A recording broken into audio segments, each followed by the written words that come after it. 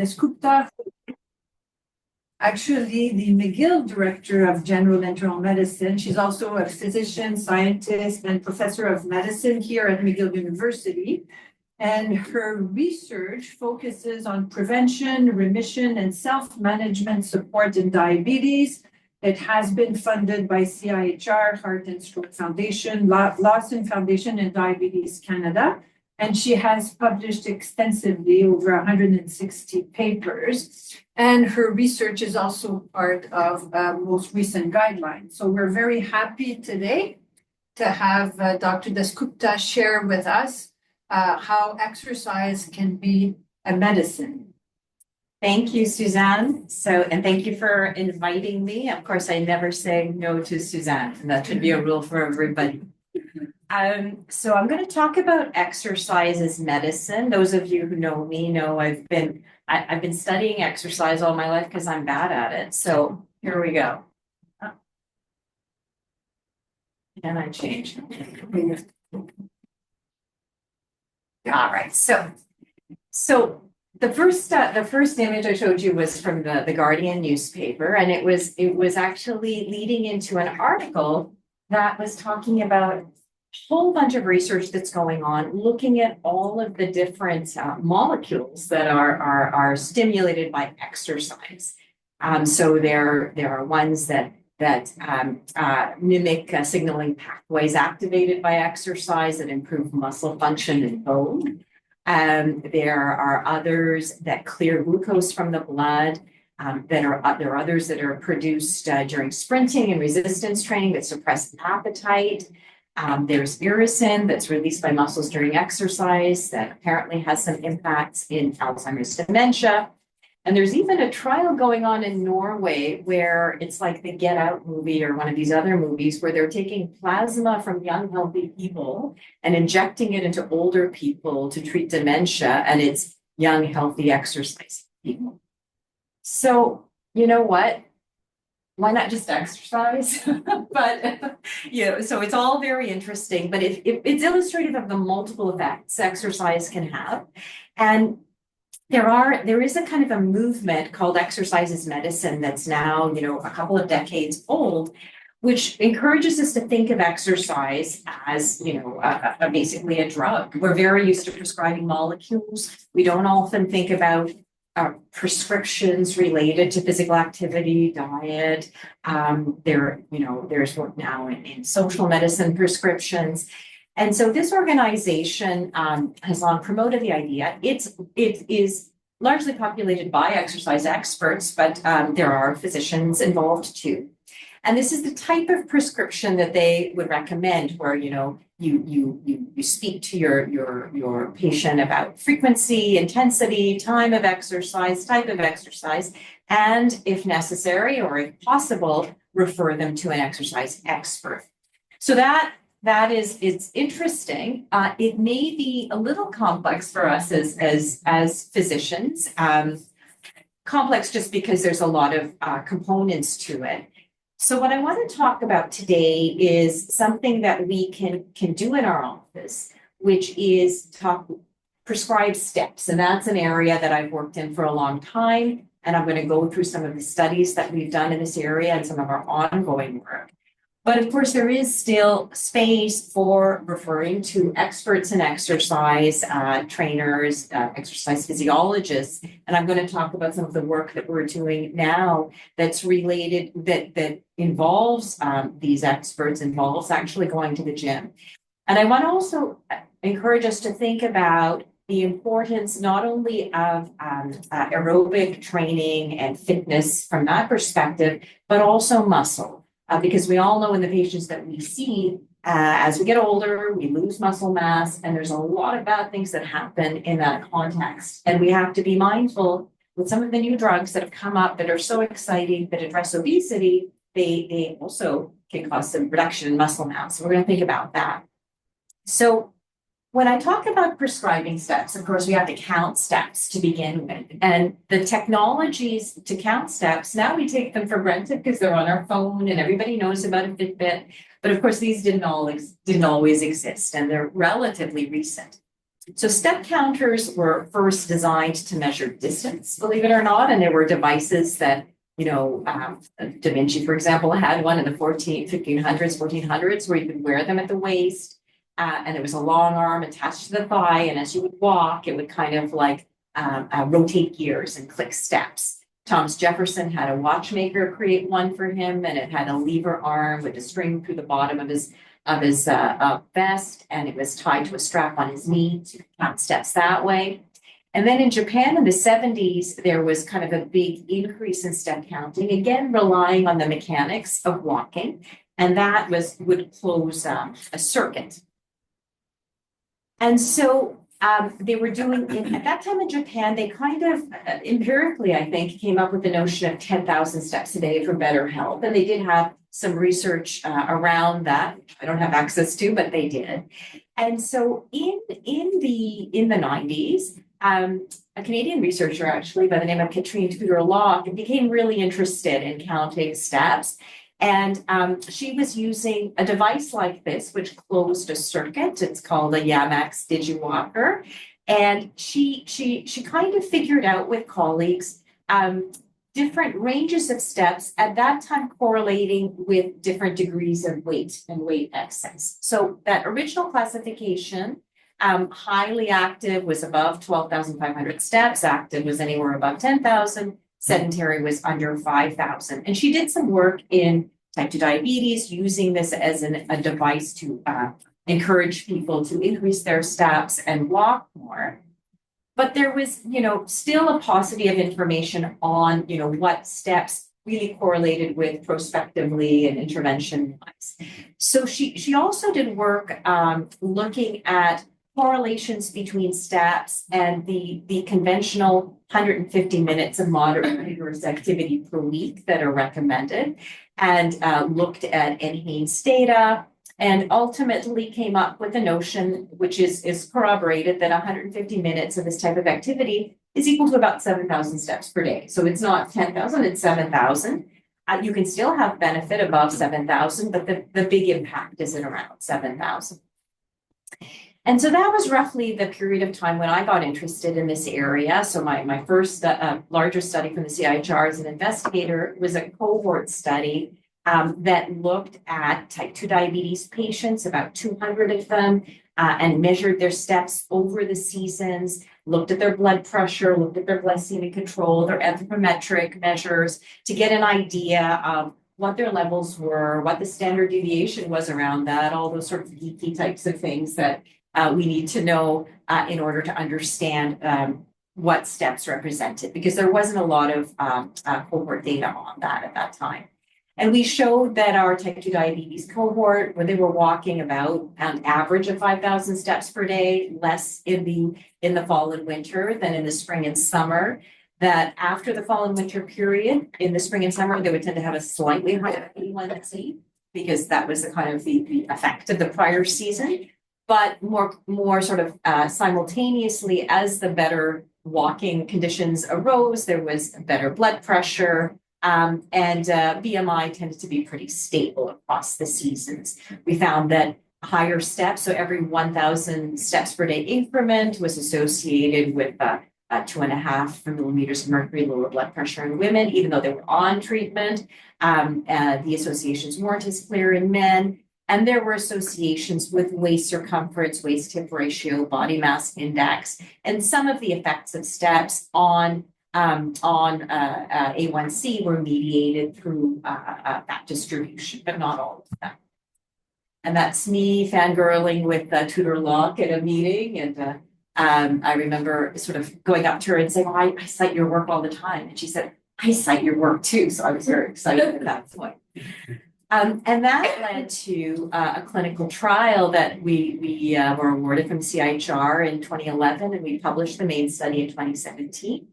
And so it was really the time, it was before Fitbit was popularized. So it was using that original Yamax pedometer. Fitbit was just starting to to come into focus, not even at the beginning of this period.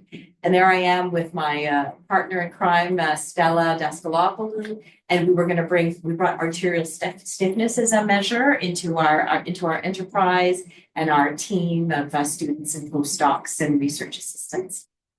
And so it was really fairly straightforward concept. We said, we're going to, just like we prescribe everything else, we measure blood pressure, we prescribe antihypertensives, we measure A1C, we prescribe anti-hyperglycemics. Let's measure steps and prescribe step counts. And we will go more quickly in people who are more active and less quickly in people who are less active. But our sort of aspirational goal will be to increase steps by about 3,000 steps per day over a 1-year period. And that would be kind of enough to graduate people to a higher activity category. And we did this at the physician's visits. So these were about 3 visits over a 1-year period. The people in the intervention arm had the step counter. They would review their steps. They would write them down, review them with their physician, and then there would be a new step count prescribed. If they had reached their goal, they would be higher. If they hadn't, go back to a lower goal. And the control arm had the same number of visits. They were encouraged to be active, but they didn't have a pedometer and they didn't have a prescription. And just briefly, what we found was that people in the active intervention arm did increase their steps by about 20% at the end of 1 year, whereas those in the control arm, they didn't change their steps, they actually went down a little bit. And so that was equivalent to about 1,200 steps per day over a year. So less than a 3,000, but still an important increase. And they also had a 0.38% lower A1C and an increase in insulin sensitivity, a lower HOMA-IR measurement, whereas the control arm, had sort of their A1Cs did not go down, and that's an important sort of reduction, particularly given that they were on medications as well. And so this prescription is now part of the Diabetes Canada clinical practice guidelines, and we promoted it widely. We didn't show an impact on arterial stiffness. We were probably not powered for that, but we did show that sort of when we took everybody, every increment in step counts was associated with a reduction in arterial stiffness. So this is one way you can prescribe steps. People get a device, look at what they do, progressively increase, and write it down as a prescription, and that can. And this is the prescription. We looked at people in the intervention arm to understand the trajectories with our PhD student Alex Cook, and we found that there was a good 56% that increased progressively. There was a 30% who stayed the same or declined. And then there was about a 14% that really, kind of took it to heart and increased it a lot. So that the results we have is sort of averaged across those. So then the technology improved. So we were less reliant on mechanical devices.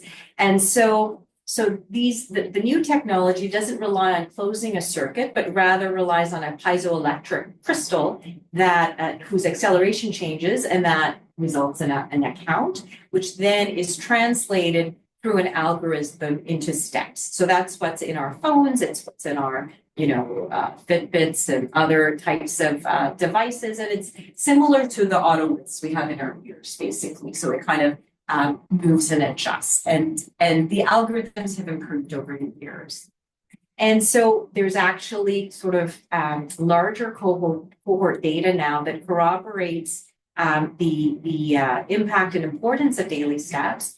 This recent meta-analysis of 15 international cohorts in 2022, showed that there was continual reductions in mortality as you approach 7,000, 8,000 steps per day, and it's quite steep. After that, it plateaus out, applies both in people under 60 years of age, over 60 years of age, and then a recent study in JACC showing, impacts on mortality, impacts on incident cardiovascular disease, and again, the optimal dose being somewhere between 7,000 and 9,000 steps per day. But there's a continuous benefit up to that point. Probably above that, people are active in different ways. So it's not just the steps anymore, it's different types of physical activity. And we have a recent trial that's still under REB review, but was awarded to us by Diabetes Canada, where now instead of a written prescription, it is weekly delivered step recommendations based on prior week values. And in this trial, we're looking at two arms that both have regular step recommendations. They're in couples. One member has type 2 diabetes, the other may or may not. And the idea here is to see if an intervention that enhances partner cooperation and collaboration can result in a greater step count increase and better glycemic control and other cardiometabolic parameters in the person with type 2 diabetes. And it builds on some work we've done showing that spouses have a certain degree of diabetes concordance. So you have a 26%, 30% higher risk of diabetes if your type 2 diabetes if your partner does. We've shown gestational diabetes and gestational hypertension to be diabetes predictors in fathers. And so it builds on the notion of a couple as you do. So we'll see if, and we are basically stratifying based on marital quality as well as BMI concordance, high BMI concordance versus not. And this is in collaboration with a colleague from Concordia, a psychologist, Jan.21, who has developed this dyadic coping intervention strategy. And our work on spousal concordance got a lot of press. So if you want to read about it, you can go to the Daily Mail or the papers, which are probably more interesting. So we talked about kind of longer term cardiovascular and mortality impacts, but steps actually, physical activity, I should say, has impacts in shorter term horizons, including in pregnancy. And, you know, there was an umbrella review of exercise interventions in pregnancy just a couple of years ago, showing, you know, that exercise interventions could reduce gestational diabetes incidence, gestational hypertension incidence, possibly a reduction in preeclampsia, although we need more evidence. And this was an umbrella review of reviews. And one of the Canadian reviews that was included in the umbrella review did a meta-regression that suggested that 140 minutes of moderate to vigorous physical activity a week would reduce GDM by 25% in pregnancy. There's also a meta-analysis that shows reductions in offspring outcomes of small size for gestational age, large size for gestational age, and lower preterm delivery rates. So there's a lot to be said for optimizing exercise in pregnancy. And it's not an area that, just like for other types of clinical interactions, that we necessarily spend a lot of time. So we recently completed a feasibility trial in a couple of hundred women with gestational diabetes in Montreal, Halifax, Toronto, Winnipeg, and Calgary. And this is the team, we presented this work at Diabetes Canada, and it's under review at a journal. But we basically wanted to understand what kind of interventions would be the most acceptable and could work in women with pregnant women. Our group happened to be women with gestational diabetes. So everybody got access to a website with advice on diet and physical activity. One group got a step and gestational weight gain tracking intervention, where every week we would send them step count targets and gestational weight gain targets based on what they did to date, what their steps were the prior week. And we sort of would nudge them upwards, but we didn't try to have enormous increases. So similar to what we had done in prior studies, but much more quickly over time. Another group didn't get that. They got weekly calls from a health coach who just encouraged them to be active and brainstormed with them. And then the final group had both interventions. So we wanted to see what would be too much, what would be enough, you know, what would they respond to these interventions. And I should say in pregnancy, usually, even though the recommendation in pregnancy is similar to people who are non-pregnant, in general, for anyone who's been pregnant, it's harder to be when you're pregnant. So people do tend to decline.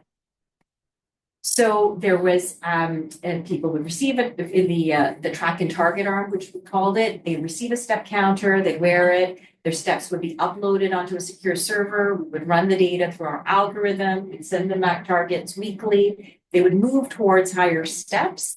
And then the same principle with weight, they would receive a digital scale, their weight data would be uploaded, we would see how much weight, how much of the recommended weight they had gained already. We'd send weekly targets, kind of dividing the weight left to gain, if there was any, over the weeks remaining, and then they would have a range of weight gain.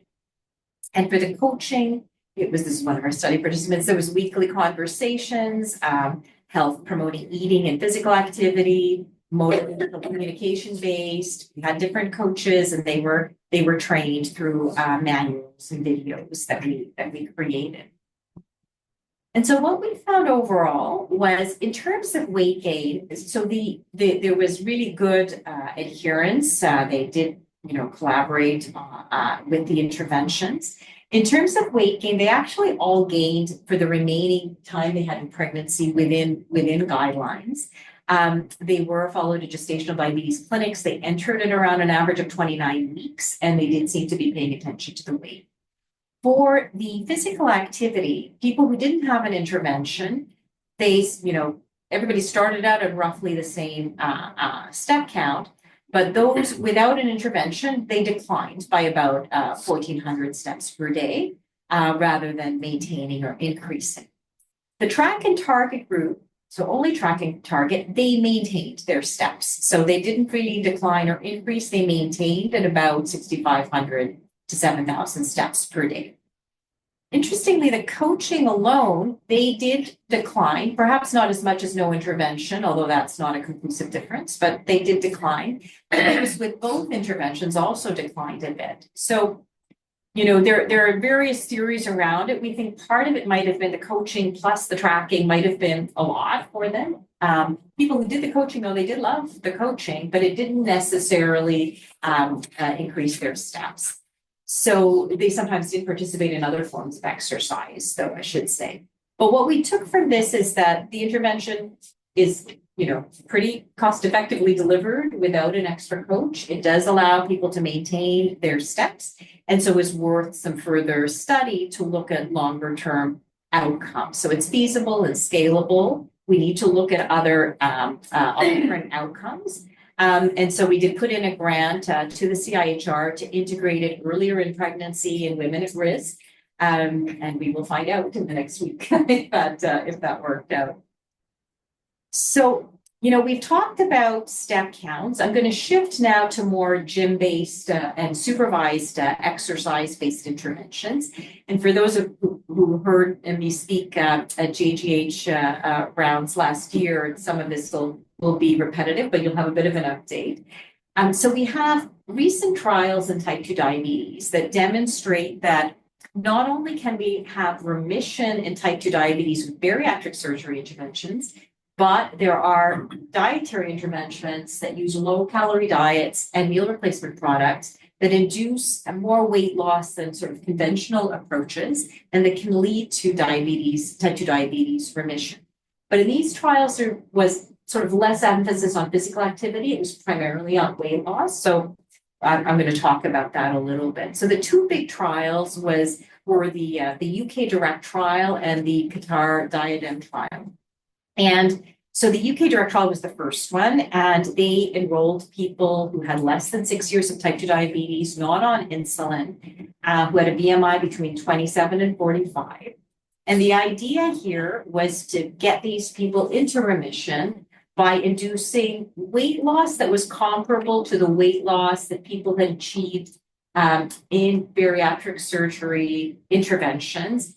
Among the people who had had remissions, those people tended to have a 10 to 50 kilogram weight loss. So that was the idea. So the diet that they used was a 12-week diet up to 20 weeks, was total dietary replacement with 825 to 853 kcals per day in the form of shakes and soups and other products. A lot of protein in those products to increase the sense of satiety. Soluble fiber supplement to reduce constipation because you don't have a lot of fiber or roughage in what you're eating. Drinking a lot of water, so 2 liters of water a day. And their goal was to lose 15 kilograms a day over 12 weeks. Stop at a BMI of 25. They were advised to be physically active. They were followed every couple of weeks during the intensive phase. And then after that period, they would take have a normal, healthy diet. And over the longer term, if they regained, they might go for periods of time on this more intensive dietary strategy. In the study in Qatar, they took a somewhat younger population with shorter duration of type 2 diabetes, similar type of intervention, but they did advise them to be physically active. They set some physical activity goals. They gave some more counseling and very similar strategy. So in the direct trial, what they found was at year 1, the people in the intervention arm, as you see on the right, they had a 45.6% remission. And this is an intent to treat analysis. And at year 2, there was still a 35.6% remission, much less in the control arm.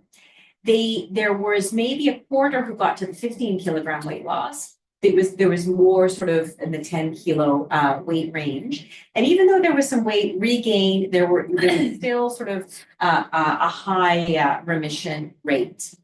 At 5 years, the people who agreed to an extension and follow-up, 20 to 25% of them were still in remission at 5 years. So you might say, well, they didn't have permanent remission. What's the point? But in fact, every year without diabetes is already a benefit. So we'll talk a little bit about that. In the diet trial, they had even higher remission rates at 1 year at 60%, with a good proportion of them going to normal glycemia. They also had higher remission in the control arms, but substantial remissions at 1 year, and they haven't reported their longer term data. So this was analysis of a prior trial, which was in established type 2 diabetes that had not intended to induce remission. It was in people with established diabetes, a look-ahead trial. But they did find that there was 7 to 10% of their participants did go into remission over the course of the 12-year intervention. The look-ahead trial had intended to look to see if a dietary and physical activity intervention, which had already been proven to prevent diabetes, if it could also prevent complications in people with established diabetes. And there was really no overall difference in cardiovascular endpoints at the end of the trial, probably because there was good medication use, in both arms, but there was less medication use in the intervention arm. So what they went back and did, Ed Gregg and colleagues did, is they said, all right, during that trial, the people who basically had remission at a clinic visit, did they do better? And they found that the more visits that you had remission, the less likely you were to have cardiovascular complications or renal complications. So if you had remission at 1 annual visit, you had about a 24% reduction in CKD and an even greater reduction in CVD. If you had remission at a couple of visits, it was, similar. If you have remission at 4 or more annual visits, it was even much greater reduction in CKD and CVD. So it kind of goes with the idea that that every year without type 2 diabetes has benefits, and that goes with the prevention literature. So our question was, if we added a supervised exercise intervention to this type of dietary strategy, would it lead to remission but preserve lean mass and enhance cardiac function with the benefits of exercise? And they didn't really report very strongly on these aspects in these prior trials, but lean mass is of concern because when you lose a lot of weight, the body doesn't know to just take it away from fat. It does take it away from muscle too. And what is the impact of that? We don't know. So this is the protocol. If you're interested, it's funded by the CIHR and the Medical Research Council in the UK and the John McConnell Foundation here. So my colleague Thomas Yates and I lead it.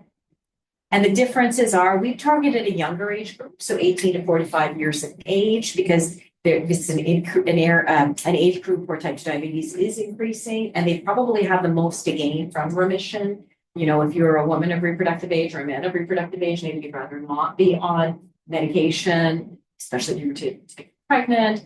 And so we use a combination of, I'll talk about it, a low energy diet with supervised exercise that has both resistant and aerobic exercise components. And we're looking at remission as our primary endpoint. But with Matthias Friedrich and our colleagues, Jerry McCann in the UK, we're looking at diastolic function and other secondary endpoints. And it's really a multi-ethnic population. So in the direct trial, they were actually 99, 98% white. In the Qatar trial, they were primarily Qatari and North African. Montreal, we've got everything, and in Leicester, so we're quite diverse. So we're taking people 45 years of age or younger, less than 6 years of diabetes or less, not on insulin, and obesity range BMI, and A1Cs of 6.5 to 10% if they're not on medication, and 6 to 10% if they're on medication. And so the dietary approach, so like in the other trials, week 1 and 2, we stop the glucose meds, we stop blood pressure meds, because with such a low number of calories, they risk hypotension and hypoglycemia if we gave them the meds. So we've tracked them. They get 900 kcals a day. We actually, the first 2 weeks are complete meal replacements with the Optifast product. Thereafter, we do allow some food. And we start them on PRN Metamucil. They have to drink 2 liters of water a day. After those first 2 weeks, we introduce other meal replacement products. We don't have the kind of bespoke type of things that they have in the UK and Qatar, the Cambridge meal plan, but we do have products in Canada that are actually available over the counter that we can use. And they have 1 real meal a day. They're followed by a dietitian. And then once they complete the intensive period, then they have more food, regular food, and the idea is weight maintenance. And the second period, the exercise. So the first couple of weeks, they just do their usual thing. We let them adapt to the diet.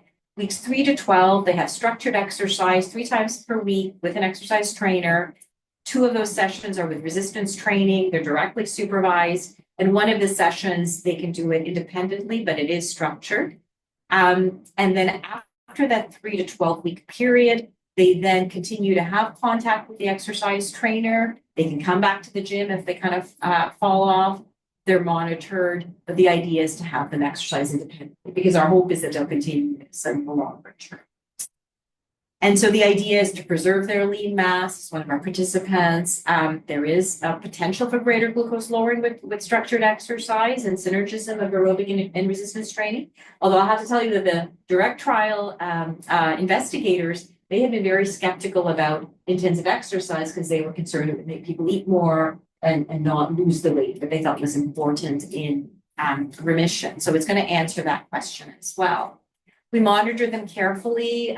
We have blood pressure monitors, glucometers, digital scale. They enter it on the MMHG virtual care platform, which was developed by Raj Padwal, who's a hypertension expert and developed out of Edmonton. It's a fantastic tool. We'll be looking at it one day. So I follow them with that.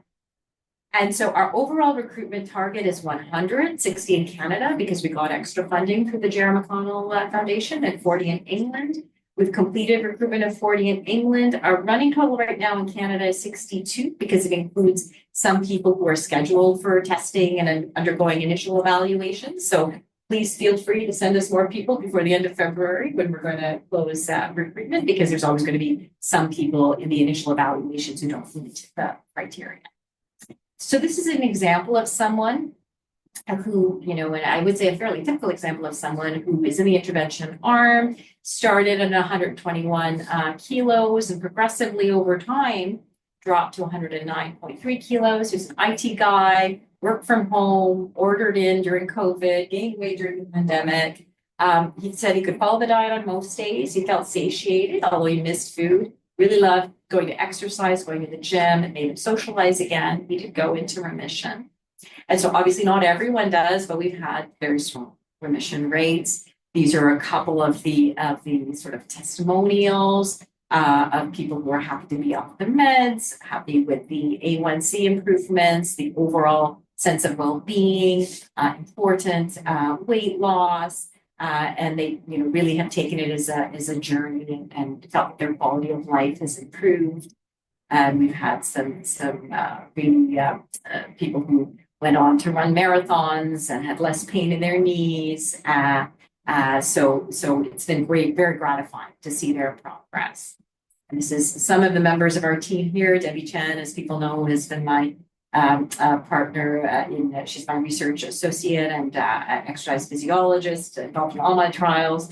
And we have members of the Perform, Jim, Christina Wiz, and Henry Dunn, Deborah Rosa, and Kim Ari, an incredible dietitian who's been working with us on this side. There's Tom Yates and myself, and someone scratching his nose in Lisbon, where we talked about our trial at the International Diabetes Federation. And, so just a word, some people might say, well, geez, now we have GIP agonists and GLPs, and why do we need these kinds of interventions? And the thing is, some people want to do this without medication, so it's possible. And the other thing is, I think the introduction of the supervised exercise in the context of important weight loss is also critical to look at, because as was published in a recent letter to the Lancet, preserving muscle is important, and you can lose muscle if you lose a lot of weight. And we don't know the longer term impact of semaglutide and tirzepatide on sarcopenia and creatine longer term. So this is, it may be important to introduce these exercise interventions in the context of people on medication. So then you may say to me, okay, well, if this works, great, but how can people do it? Not everybody can afford to go to the gym or to see a dietitian. Although if you can afford it, it is possible to do, and there are strategies, and we even have a Diabetes Canada guideline on remission. But the people who've done it well are in other countries, and one of the groups is NHS England. And so they jumped on the prevention literature and the big trials that were done in the early that were reported in the 2000s and late 90s fairly quickly. So they basically the NHS England took that data. They got the budget to do a systematic review, do economic analyses, implement programs across England where they had specifications, and then they asked for a call to vendors who then deliver the programs according to specifications. And if they don't deliver data or show that they can do it properly across the country, they don't get funded anymore. And they've been able to do that successfully. The local regions have to bring them patients with prediabetes and early diabetes, and they've done it for remission. They superimposed it on their prevention strategy. We now in Canada have a national diabetes framework that was basically stimulated by the efforts of Diabetes Canada, Diabetes 360, and so we need to move on that. And we recently got a grant to kind of make the case for remission and prevention programs in Quebec. So we're going to do with Giannetti a legal analysis of the laws of identifying people with prediabetes with existing data, and could the government then link them to programs, and also an economic analysis with Nisha Gupta, who's a postdoc working with me and an endocrinologist. So we're going to be looking at Quebec. So in summary, exercise is medicine. Some forms can be prescribed in a physician's office. Other types require other professionals, but I think there are important treatment pathways. And we have to consider them in combination perhaps with other therapeutic modalities to think of prescribing exercise. And this is the time frame over which I did the study. So those are my kids then, and here they are now. Oh my God. Wonderful. Congratulations. Really, congratulations. Such an impressive body of work. Kaberi and I are like peers from way back when. And I must say this is really impressive. All this body of work and all these accolades that you have. So congratulations. And for the story you've told and the story you continue to tell. Yes. So I think we'll see presentation. Okay. I hope people saw presentations. Please. Yes, they did. Okay. So okay. We did. Yeah, we did. We enjoyed the presentation. A 900 kilocal diet increases protein requirement to about 1.5 grams per kilogram. Is this accounted for in the diet prescription? Excellent question, John. Yes, it is. We've got very vigilant dietitians, and Stephanie Chevalier is part of it. And our colleagues from England, but yes, it is. And I can share more details. How can we refer patients? Just email me. Just say, Kaberi, I have somebody, Kaberi.Dasgupta@McGill.ca. We have a recent remission email as well, but just email me. It's easier. Yes, we're measuring muscle mass. We're measuring it with DEXA. And we're also doing MRI measures of the thigh and the abdomen. How much does it cost to eat this way would be income barriers? That's a good question. It's because it's meal replacement. In theory, you're not buying as much food. So we're going to do a cost analysis of that. But in the UK, they showed that it was a cost-effective strategy. I think the income barriers in real life are related more to the access to, for example, a dietitian to support this. And that's why I think we need the publicly funded programs. What are diabetes remission rates? So that's a good question. In the what they have to date, they're getting remission rates that are similar to what was seen in the trials. And their prevention rates at a population level are 7% sort of lower. So they're doing very. Yeah, the costs, they could be expensive. You're right. But so that is where the public funding is important. And what they've shown in the economic analyses in the UK is that in the longer term, for sure for prevention in the longer term, you reach cost neutrality and even cost savings. The remission side of things, if you combine it with the prevention, it probably can be cost neutral. Alone, that analysis hasn't been done yet. So we'll have to see. Kaberi, so as a cardiologist seeing patients in clinic, I'm going to come back to exercise because I'm a big believer and I love what you showed here. So you're seeing patients in clinic and you're talking about cessation, diet, exercise, and most of the time you feel like you're hitting your head against the wall because you know that nothing changes. So my question to you is, looking at all the data that you and your colleagues have produced over the years, is there a way to identify patients at a high pre-test probability of following, for instance, exercise? Like when I've been sitting in clinic, I see 15 patients. Most of them are just looking at me blankly. And I'm not going to spend 20 minutes talking about all the things you can do if it's going to be mostly recent. So can you tell me who is going to do it? Who is going to do it? Are there sort of markers of individuals? I think it's risky to say. I think the difference, and you highlighted it beautifully. The problem is with diet and smoking cessation, you're kind of taking away something from your life. But with physical activity, or if it's walking, you're saying, okay, look, just do something that's measurable. You don't have to go run a marathon. Just wear it for a couple of weeks, see what happens. So if they have a monitor, they wear it, they see what they do. And you say, okay, can we get it up? Look at that. Let's see if we can do that.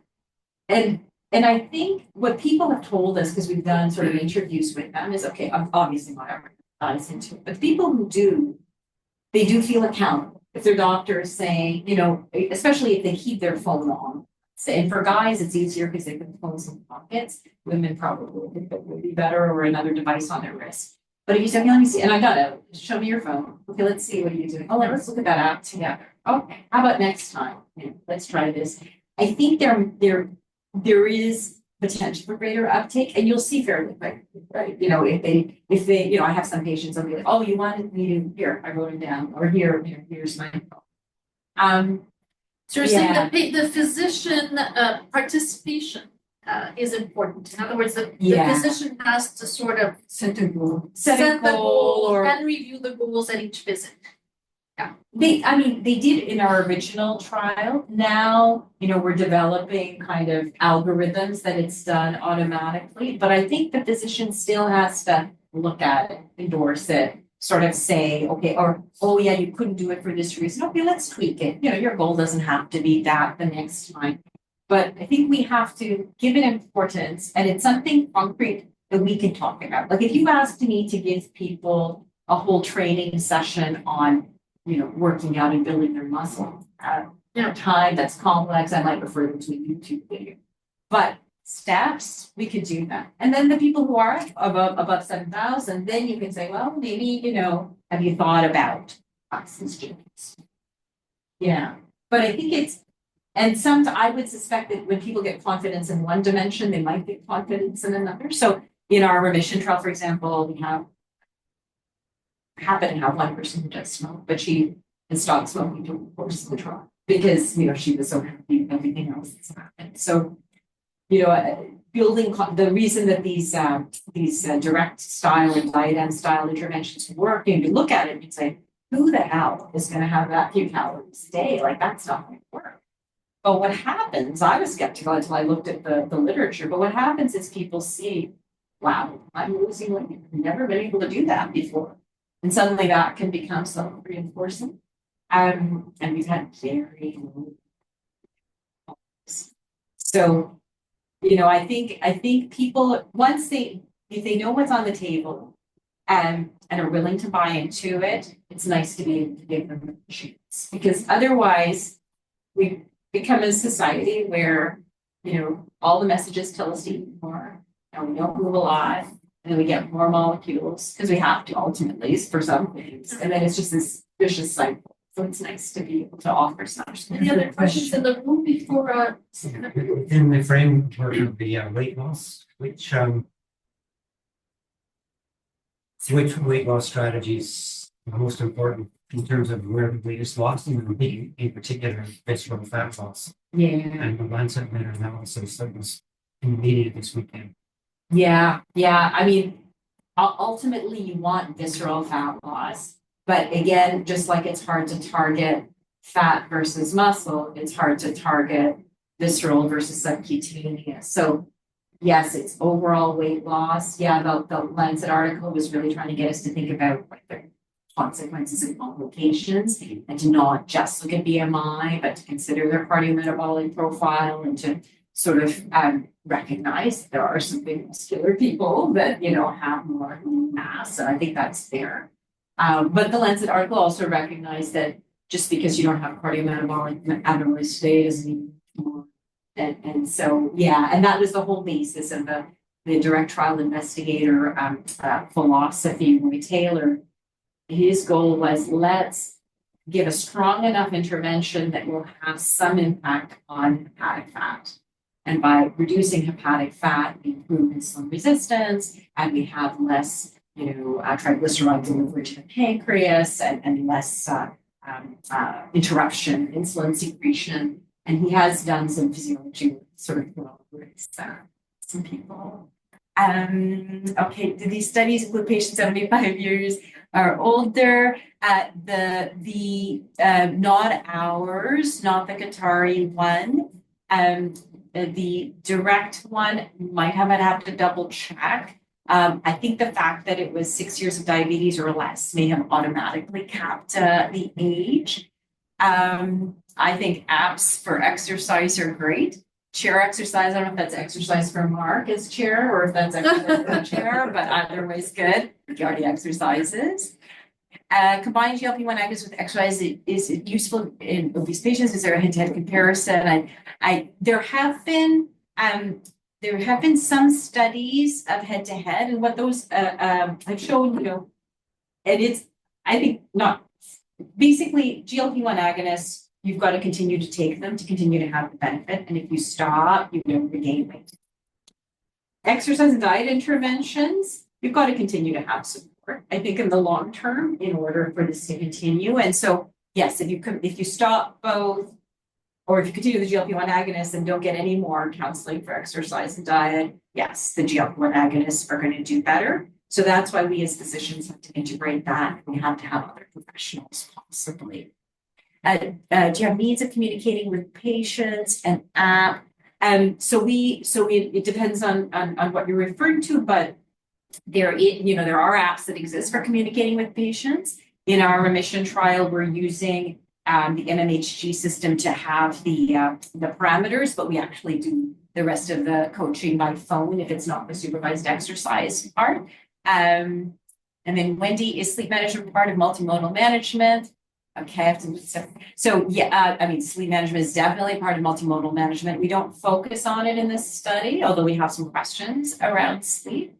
And yeah, definitely, good sleep hygiene, regularity upon schedule can be part of metabolic products. Sure. I'll just ask sort of the knowledge translation piece. So you get to the end of this research program demonstrating the effect of the exercise and the diet. Nadia's got really busy clinics and we've got human resources constraints within the system, etc. Have you thought about sort of the knowledge translation piece and the implementation piece of your intervention? Once you're done, you've kind of alluded to across answering many of these questions. So I think, the knowledge translation piece is really important. We've thought about it structurally. Like, can we get the resources to offer programs to have support? So we're going to work on that angle with the grant we have, and also I'm on the professional council with Diabète Quebec, and they have a really good relationship with the government. Doesn't matter which government, with governments. Lausanne, person with type 2, she heads it. She's very good, and she succeeded, in fact, in develop, like, we as the board and the professional council rather, we talked about the need, for example, for people with type 2 diabetes who don't have a regular physician or home right now. And so Diabète Quebec developed a counseling package, certain number of hours. They have dietitians and nurses that are part of the organization. And they went to the government and they said, we'd like to pilot this. And so the government said, okay. And then the government got excited and now has given them the budget to do that. And they're quite proud of that program. The program will be a certain number of hours of counseling. And then if they go to a walk-in clinic or what happened, they have an option. So one of our thoughts is you could build prevention and remission on that type of structure. You would have to have dedicated funding for it. So that's one piece. Another, would be to develop the apps and types of tools and training strategies. I'm part of another organization called the Institute for Therapeutic Nutrition that was actually started by a pharmacist in Canada, but includes a whole range of health professionals. And they've developed a range of kind of continuing education modules for healthcare professionals.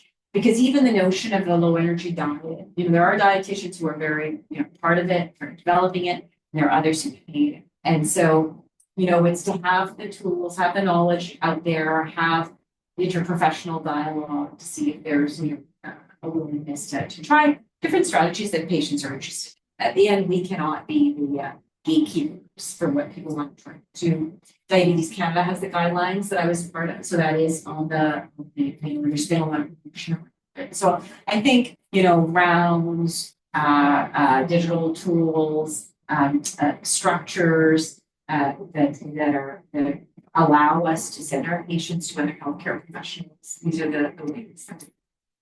There's two last questions, maybe, Kaberi, and then we'll have to close the rounds. Stephen Grover and then David Rosen. What does the biggest payoff in terms of changing habits to increase one's daily physical activity? I think, you need that whole, I think it's the social support. So you have your support from your healthcare team, you have your support from your partner, you have your support from your friends and whoever is your community, and having something concrete. I know Stephen has done, these different campaigns where health professionals like us, we've participated. So kind of different campaigns. You've got to overlay those stimulation strategies on top of a culture that recognizes we're not moving enough. So now we have to counter steps. When we were all in elementary school or high school or even university, we had to walk to the mailbox and we had to, go to the bank, and there were steps that were integrated into our day. You could do that whole day just sitting in front of the computer. So I think tracking the steps and having a kind of a network to encourage you to do that is really important. And respect public health campaigns, TV ads, participation. I think, yeah, I do agree, Dr. Rosenblatt, you know, because there's a whole group that will sort of stick with 150 minutes of moderate to vigorous activity a week, which is fine, but not everybody's, we don't time every bit of activity that we do, but steps are easy to count, and I think it's an easier sell, so I think they should definitely do that. Fantastic. Thank you so much. A lot of questions. Yeah, that's wonderful. Yeah, I don't know if you want to say any final words, Suzanne, but thank you so much, Kaberi, on a very, very impressive work, and good luck as you continue along along this journey. And I think Sasha may have asked about comorbidity. If they have bad OA and can't move, they may not be able to do, they will probably be able to do this trial. Upper limit of weight, we do have an upper limit, but it's fairly high, so we can pick all. Fantastic. Thanks everyone for participating and for your great questions. And I wish everybody a terrific afternoon. Congratulations. Thanks.